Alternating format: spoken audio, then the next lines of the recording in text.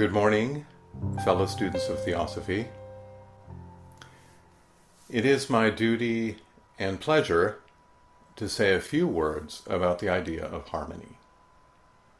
I hope my talk will stimulate your thinking and positively contribute to the workshop and plenary sessions to come.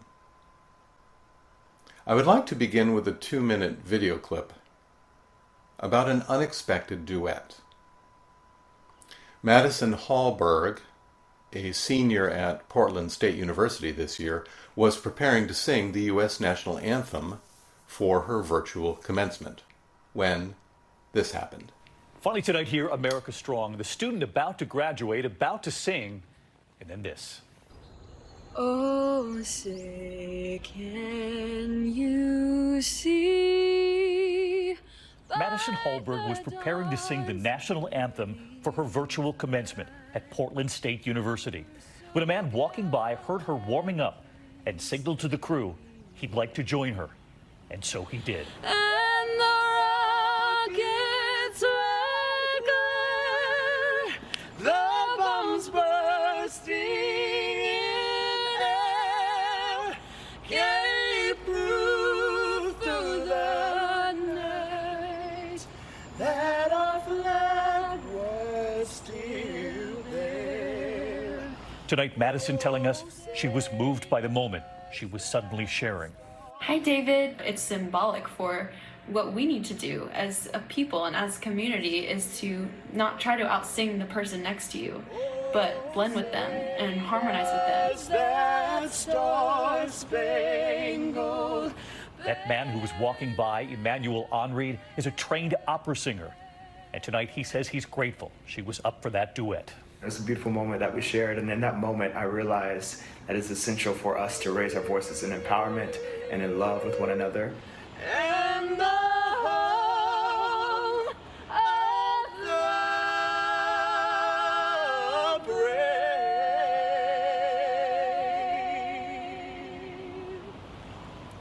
The unexpected duet for graduation, and we loved it and what it shows.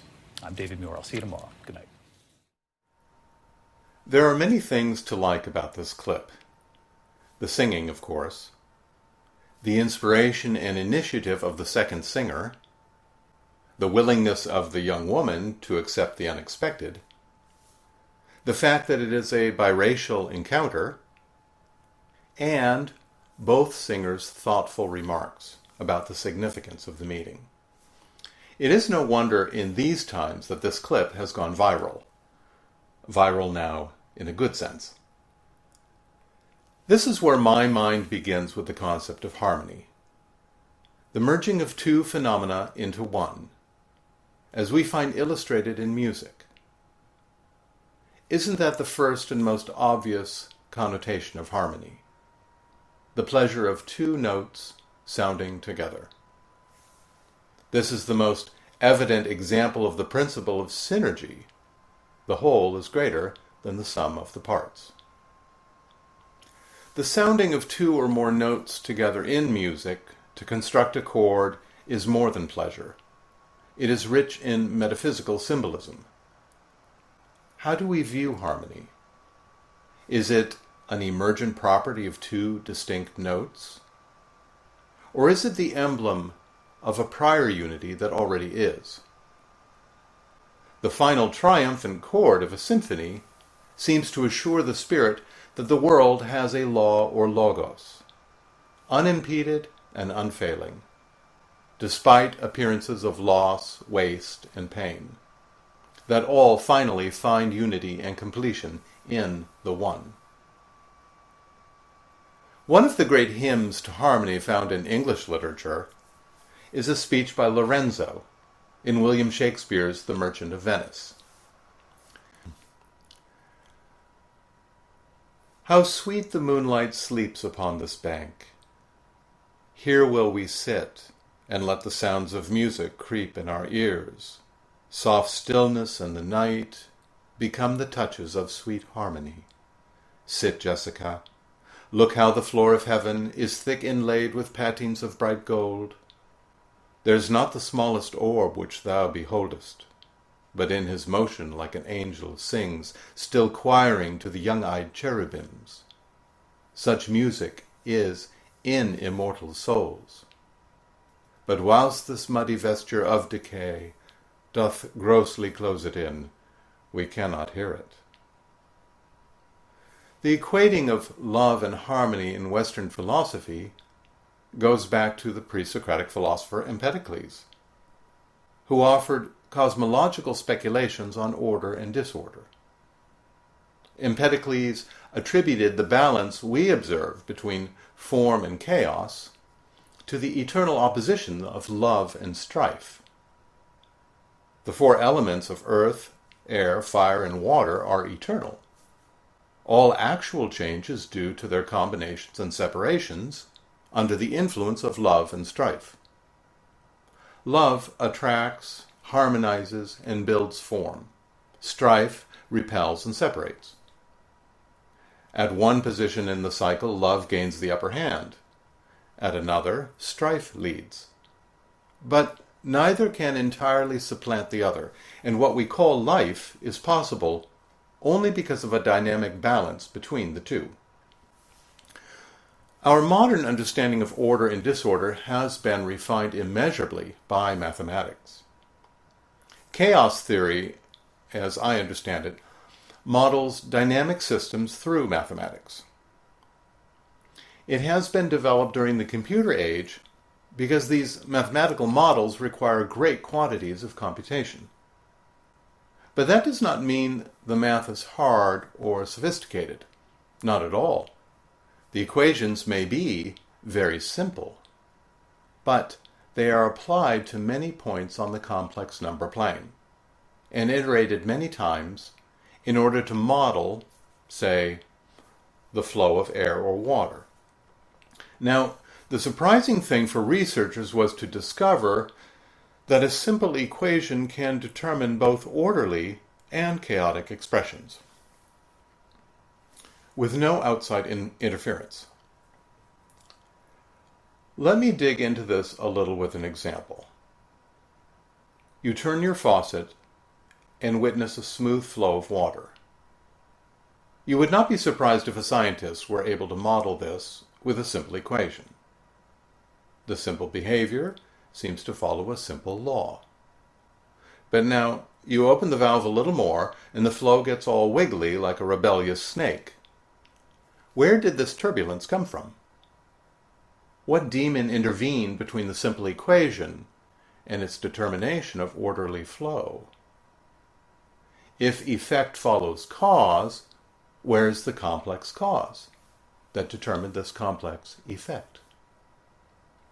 Early theorists, prior to computers, thought air pressure or some other outside influence was active. But the simulations proved this was not the case. The crazy complexity was solely determined by the system itself. It is in the math. Chaos is not, in fact, evidence for neglect nor invasion. The many have not been severed from the one. Furthermore, when a section of the complex number plane is color-coded, mapping the distribution of orderly and disorderly outcomes, the result is remarkably beautiful. Fractal images became works of art in the 1990s, reproduced everywhere on posters, t-shirts. It is hard not to regard them as a kind of cosmic thumbprint from unseen inner planes. Now, when it comes to our moral lives, harmony is of utmost concern. To be sure, a theosophical understanding of harmony is much more than the polite platitude, "let's all just get along." It accounts for why we don't get along, what we might do to get along better, where we might wisely look for agreement, and where discord is not only tolerable, but a sign of health. Harmony is not a vague, passive, if pleasant abstraction for the theosophist. The idea is nuanced and precise. Let me spend my remaining time filling out 3 points. First, harmony as law. Second, harmony as diversity. And third, harmony as inclusiveness. First, harmony as law. Harmony here, of course, is a synonym for karma, the law of laws, an inherent tendency in the universe to re-establish equilibrium. It operates in and through all planes. Karma is an absolute law without let or loophole. This law must necessarily preclude all disharmony in reality. For logically, there cannot be more than one absolute. All appearances of harmony and disharmony, witnessed on all planes, are ruled by this one law, which we may distinguish, therefore, as absolute meta-harmony. Now, if we take this premise seriously, it has enormous implications morally and psychologically. As H.P. Blavatsky wrote, this doctrine alone offers solace to the human heart's irrepressible desire for justice. In the readings, Master K.H. writes that the origin of evil rests entirely with reasoning man who dissociates himself from nature. What deeper root could there be to this separation than existing at the mercy of a universe of loss, waste, neglect, and injustice? Who would not take matters in his own hands to protect his poor, vulnerable self? The voice of the silence speaks of this defensive posture, quote, "When frightened at the sight of hot tears of pain, when deafened by the cries of distress, thy soul withdraws like the shy turtle within the carapace of selfhood." This form of shelter in place has nothing to do with an external virus, but with self-certainty, laziness, prejudice, and willful ignorance. This carapace protects mental and moral inertia and shields us from the irksomeness of greater wakefulness and broader responsibility. Of course, we must show courage and directly challenge our fears, but we also require the cooling influence of meditation upon the idea of law. It is not possible to exit our carapace so long as we remain subconsciously entrenched in the illusion of abandonment. In other words, the law of absolute harmony is a key to a sense of belonging to the cosmos. True faith and trust are not possible without it, because the guarded mind is a divided mind. My second point, harmony as diversity. Harmony is not uniformity. As the poet W.H. Auden wrote, "And all real unity commences in consciousness of differences, that all have wants to satisfy, and each a power to supply." If nature is harmonious discord, as the Master writes, then what must be human nature? It too can only thrive as harmonious discord. Opposite poles are intrinsic to one magnet. The strings of every orchestral instrument are stretched in opposing directions. There would be no music without that tension. Nor would a symphony be a symphony without a blending of the most various timbres and textures.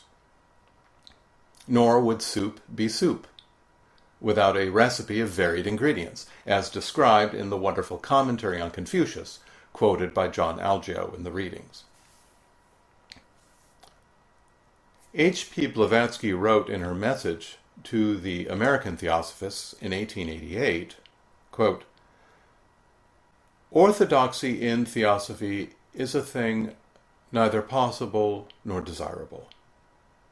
It is diversity of opinion, within certain limits, that keeps the Theosophical Society a living and healthy body, its many other ugly features notwithstanding. Were it not also for the existence of a large amount of uncertainty in the minds of students of Theosophy, such healthy divergencies would be impossible, and the society would degenerate into a sect in which a narrow and stereotyped creed would take the place of the living and breathing spirit of truth and an ever-growing knowledge. This is challenging. How do we welcome uncertainty and regard diversity of opinion as healthy divergency? Theosophy helps us to do so by pointing to the difference between relative truth and absolute truth. As we study and appreciate the relativity inherent to language, concept, opinion, and perspective, we gradually overcome our militant self-righteousness. We can then make room for the unknown, and we can cheerfully give ear to another person who comes from, quote, the other side of the spectrum. That expression might suggest, perhaps, that I'm talking about politics. Let's suppose for the moment that I am. We would all agree there's plenty of discord evident in politics today. One place to turn, if you wish to lift your sight above the fray, is Ralph Waldo Emerson's essay, The Conservative. Emerson gives a parapolitical explanation for the two-party political system as a necessary expression of duality in human experience, merely the consequence of a polarity between past and future, holding and releasing, property and ability, between the sensible and the ideal. These two tendencies should move politics forward like the 2 feet move the body. You cannot walk securely without the conservative position of a planted foot. But if you would not stagnate, you also need the foot that lifts and pushes away from that standpoint, before landing and offering stability for the other foot's release. In other words, walking is harmonious discord. Reason reveals the two sides of the political spectrum as united, if discordant, sides of ourselves. And reason is impartial, that is, of no party. As written in Light on the Path, intelligence is impartial. No man is your enemy, no man is your friend, all alike are your teachers. Which brings me to the third point, harmony as inclusiveness. Emerson's example is a cool antidote to the rabid practice of othering that is so inflamed and sensationalized today. We will never realize political harmony if we persist in the exaggerated tribalism that seeks exclusive identification with just one side. Theosophists would do well to exemplify the liberty of political thoughtfulness, rather than stale conformity to narrow allegiances. Are you conservative? Are you progressive? For Emerson, you are both. It is like the question, do you believe in God? That question seems to force one into a binary response, yet it is not a genuinely meaningful question. Genuinely meaningful questions probe unspoken assumptions. They ask, what do you mean by God? And what do you mean by belief? In like manner, the thoughtful citizen should pose questions like, what does the conservative conserve? What does the liberal liberate? It is far better to enjoy open-ended questions than to be captive to the complacency of tribal belonging. philosophical liberty precedes political liberty. For intelligence is of no party. The colorless light precedes the colors. In other words, to affirm cosmic harmony and to mirror that harmony in our own thinking and feeling is to cultivate a rounded perspective. As Buddhism emphasizes, nothing stands on its own. Everything is part of a vast web of interdependence. And therefore, it is a disease of the mind to think that the Golden Age or the Great Society can be achieved by demonizing and excluding some group or member. Light on the Path soberly describes the karma of this error. In a note, the Master writes, quote, "Do not fancy you can stand aside from the bad man or the foolish man. They are yourself, though in a less degree than your friend or your master. But if you allow the idea of separateness from any evil thing or person to grow up within you, by so doing you create karma, which will bind you to that thing or person till your soul recognizes that it cannot be isolated. Remember that the sin and shame of the world are your sin and shame, for you are a part of it. Your karma is inextricably interwoven with the great karma. And before you can attain knowledge, you must have passed through all places, foul and clean alike." This is humbling and startling advice. It is a shock to the conventional morality of self-righteousness, which seeks self-definition at the expense of an enemy. Here we might remember that the law of universal harmony is also called, in the voice of the silence, compassion absolute. That is, compassion without exception. What is the true cost of this othering? And what is gained by giving it up? Well, quite a lot, according to HPB.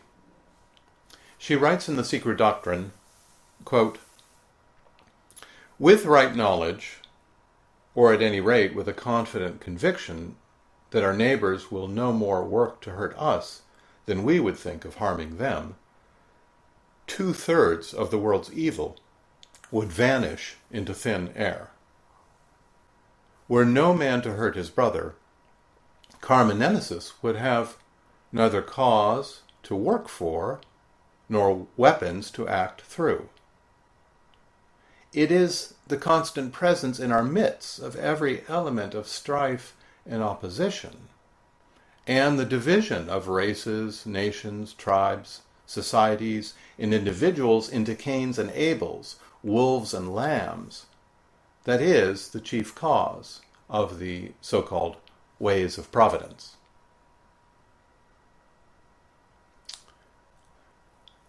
The prevalence of mutual suspicion and the will to harm appears awful, enormous, and solid, like a giant statue of Ares, consecrated by rivers of blood and mountains of armaments. And yet, like the stock market, it has no power in itself.